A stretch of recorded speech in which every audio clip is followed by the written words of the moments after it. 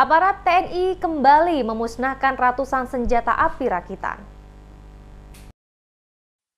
Ratusan senjata berbagai jenis yang berhasil disita oleh TNI termasuk yang diserahkan oleh masyarakat dimusnahkan bertepatan dengan perayaan HUT TNI ke-72 di Lapangan Merdeka Ambon. Kapendam 16 Patimura S. Sihaloho kepada sejumlah wartawan mengatakan, dari data yang ada jumlah senjata rakitan yang berhasil disita oleh aparat TNI di wilayah Maluku untuk jenis laras panjang sebanyak 221, laras pendek 122, sementara untuk wilayah Maluku Utara jenis senjata laras panjang 317, laras pendek 725.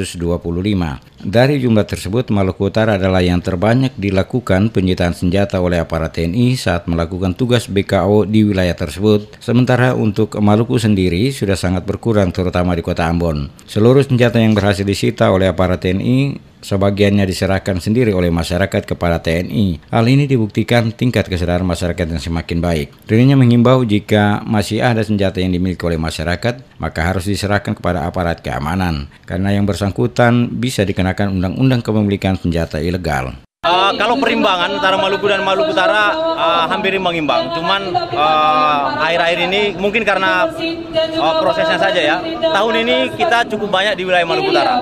Terbukti dari yang dapatkan oleh Satgas 726 yang kemarin baru kembali, itu merupakan rekor paling banyak untuk tahun ini yang dicapai oleh khususnya Satgas Yonif 726 Tamalate ya.